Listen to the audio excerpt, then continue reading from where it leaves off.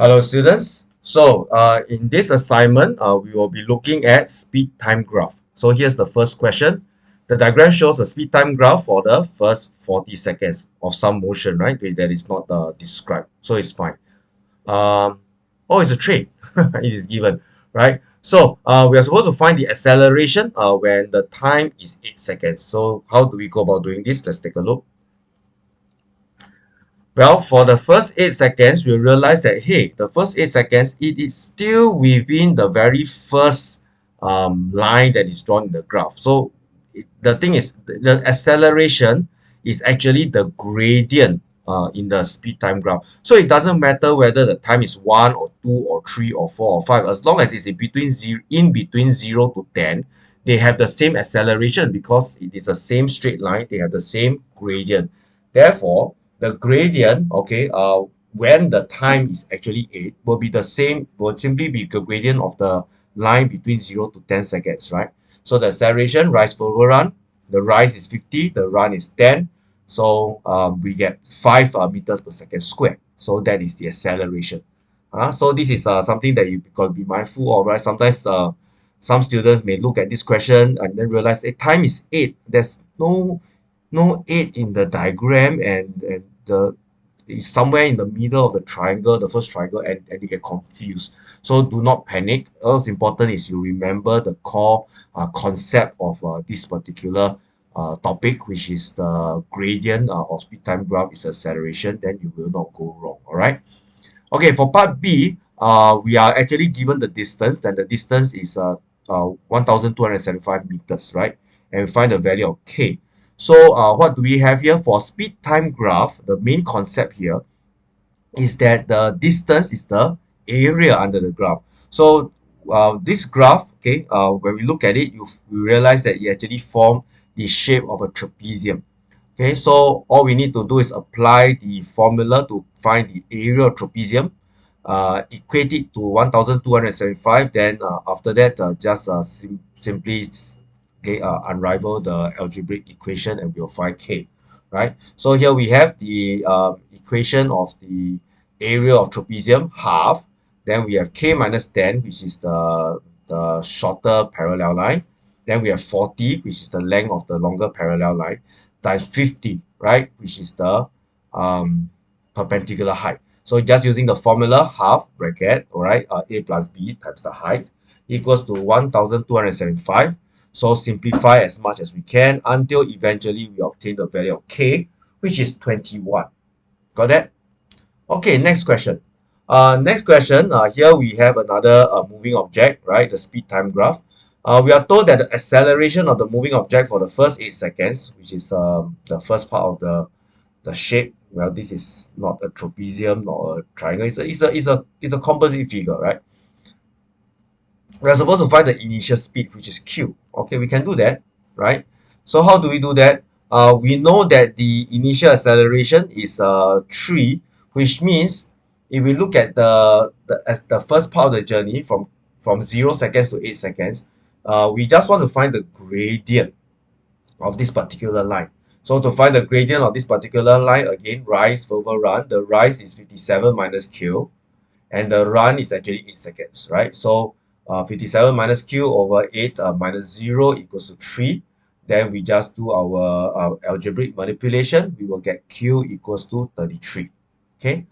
For part B, what do they want? They want us to find, okay, the time at which it stops. So given that the rate at which the object slows down after the time is 8, right, is equals to half the rate at which it accelerates. Calculate the time at which it stops. So we want to find out the ending time. So let's begin by saying that let the time at which it stops be x seconds. So the place where it stops is x seconds, right? So what happened? Again, you just need to find the rise over run for the deceleration, right? So the rise is 57 units, right? Over the run now is x minus 8, okay? And this is half of the initial acceleration. So it's half of 3. So that gives us 3 over 2 over here.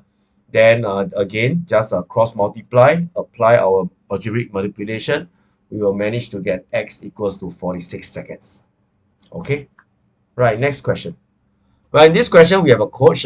It accelerates from rest to a speed of 18 meters per second in 9 seconds and travel at constant speed for 12 before decelerating to rest at 6 seconds. So what this question wants us to do, they want us to sketch, right?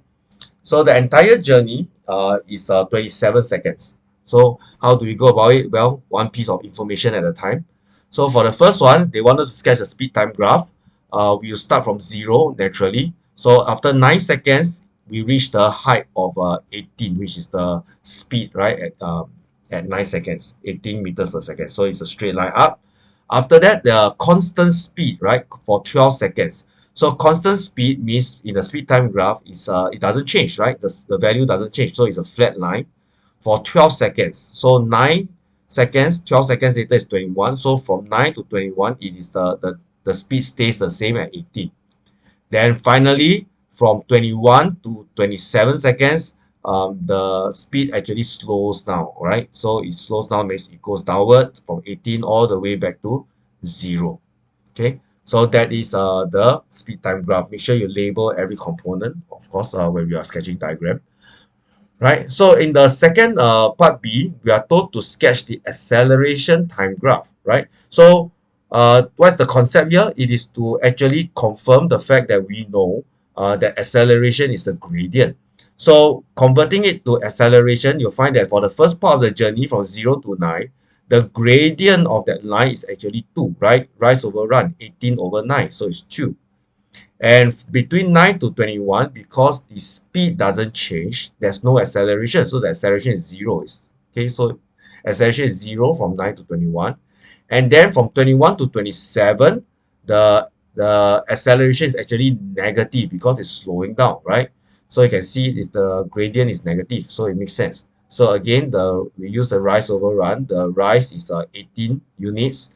The run is from 21 to 27, so 6, 18 over 6, we have 3. But because it's negative, so it's negative 3, right? So that's the acceleration graph. Finally, they are asking us, are we able to predict the distance time graph? So yeah, predicting the distance time graph, we can, right? It's possible to obtain the distance traveled because we know that the area of each of the segment from 0 to 9, we have a triangle. 9 to 21, we have a rectangle. And 21 to 27, we have another triangle. So we can find the areas. And from there, we actually can get the distance time graph. Of course, it will not be very accurate because there are curves involved, but it is a good estimate, right? So that's why we say it's a prediction.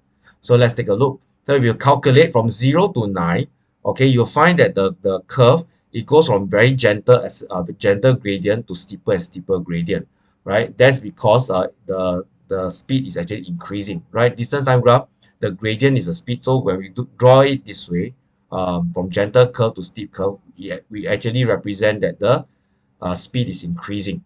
So at the time 9 seconds, what is the distance that's covered? Well, it is the area of the first triangle here. So that's 81, right? So we get that.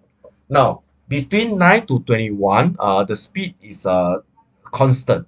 So if speed is constant, it means that the gradient of distance time graph is constant. So if the gradient is constant, it's just a simple straight line, right? So it goes from this point at 981, okay, coordinate 981. It goes up to coordinate 21297. Where do we get 297? We just need to add the area of the first triangle and the area of the rectangle, right? So just add them up, it's cumulative. So finally, the last part of the journey, you can see that the speed is going down, which means the gradient is getting smaller and smaller. So it starts steep and then get more and more gentle. So that is from 21 to 27. And the point where it finally stopped, the distance is the total distance traveled. So in this case, it's the area of the trapezium in the speed time graph that gives us 351. Okay, and that is the distance time graph.